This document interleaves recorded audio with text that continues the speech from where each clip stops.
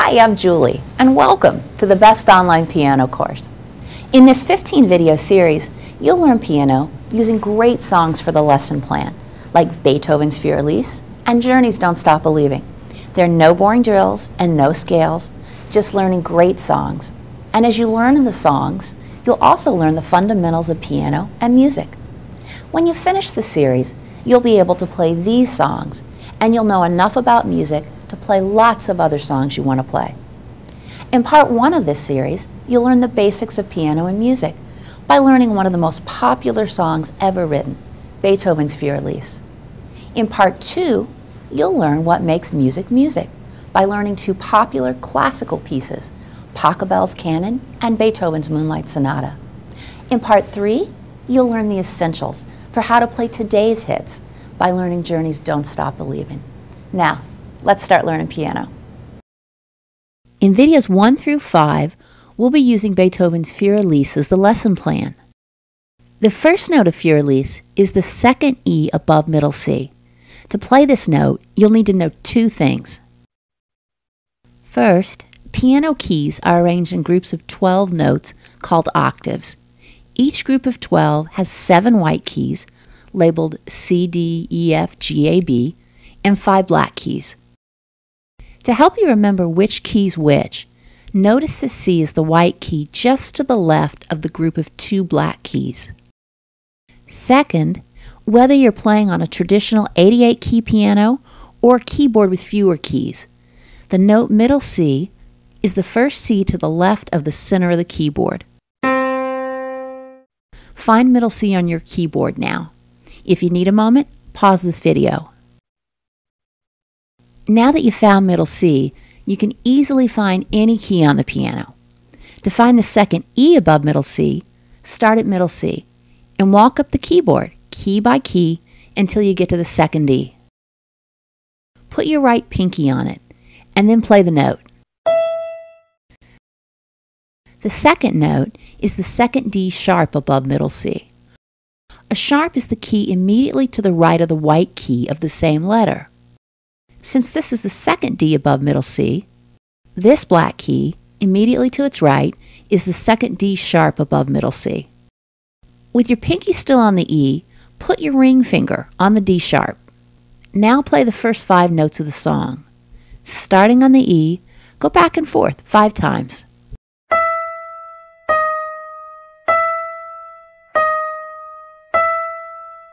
Pause the video here and try it on your own. Before we keep going with Für Elise, we wanted to introduce fingering instructions. In piano, which finger you use to play a key can make it easier or harder to get to the next note. That's why you'll hear instructors say stuff like, play the E with your number 5 finger. In piano, your fingers are numbered 1 through 5. On both hands, your thumb is number 1 and your pinky's number 5. So playing the E with your number 5 finger means using your pinky. Going forward, we'll be giving fingering instructions by putting the finger number next to each note. Now, using what you learned so far, find the next 4 notes. The first B above middle C, the second D above middle C, the first C above middle C, and the first A above middle C. Then position your fingers on the keys. Once your hand's in place, play the notes. We'll play it slowly for you now.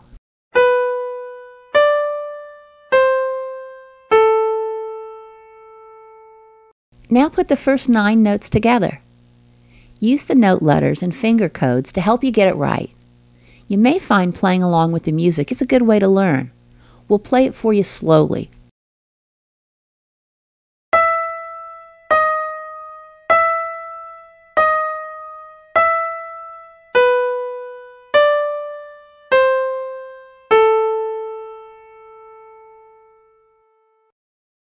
Before we continue, let's talk about one of the most dreaded topics for aspiring piano players, sheet music. Most people never learn how to read sheet music because it's hard and it takes a long time. Instead, with YouTube videos, they memorize songs. Even though it's hard, you can't completely ignore sheet music. Otherwise, you'll never get beyond just mechanically memorizing songs. In this program, we want you to understand sheet music even if you never learn to read it fluently. So we're going to introduce it here, but with the note labels we've been using so far. The note labels act like training wheels, and they make reading sheet music a snap. Even if you never take the training wheels off, using sheet music in this video series will help you really learn music. We'll show you the sheet music on the screen throughout these lessons, but if you'd like to download a free copy, go to the website. There's a link to it in the notes below this video. To work with the sheet music, there's one more thing you need to know: how the note on the staff relates to the note letter above it. The answer? The location of the note's head determines its letter. If the head is on this ledger line here, below the main staff, then the note is middle C.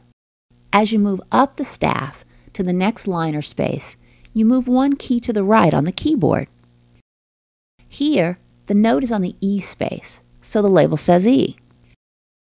Now learn the next 4 notes of Fur-Elise using the sheet music and the note labels as a guide.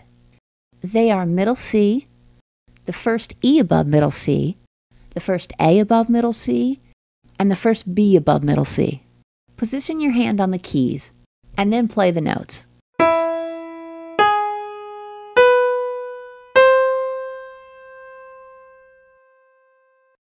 Now, try playing the song from the beginning. When you played the first 9 notes, your hand was positioned up here, but to play the next notes, you'll need to move your hand down here. Moving your hand from place to place on the keyboard is probably one of the hardest things about playing piano.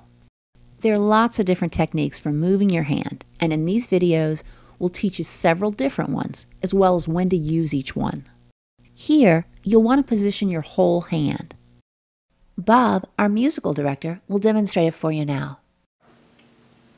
When you come to the third measure in Fur-Elise, you find that your thumb is on the A, and you have to jump down to the C with your thumb as well. You could simply jump and play the C with your thumb,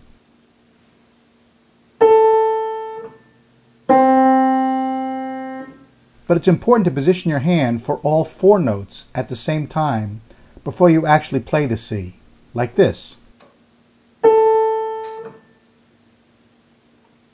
You should practice the repositioning until you can do it quickly and comfortably.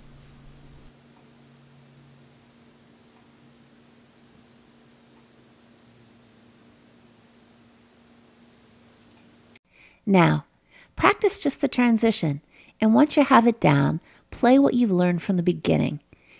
I'll give you a 3 count to get you started. 1, 2, 3.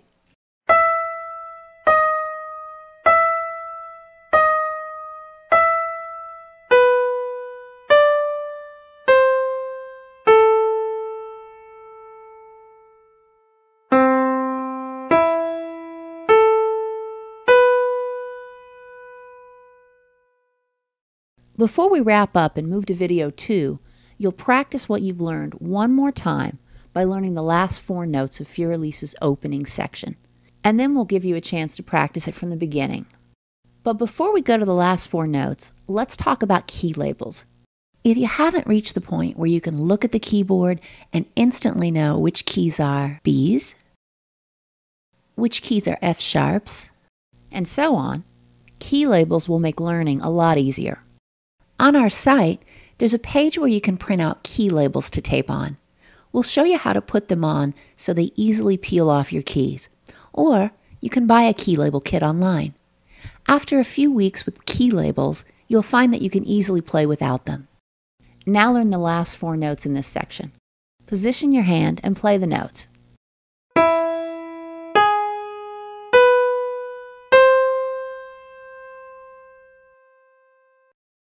Before moving on to video 2, practice the complete opening section of Fur-Elise a few times.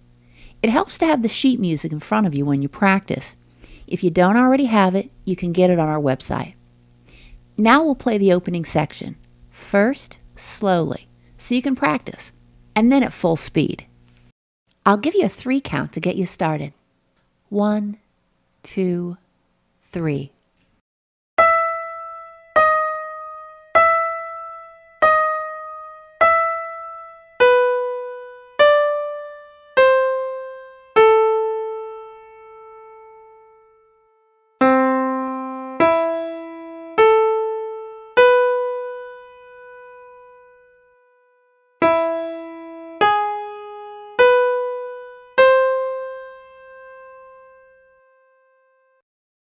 Now, we'll play it at full speed. 1, 2, 3.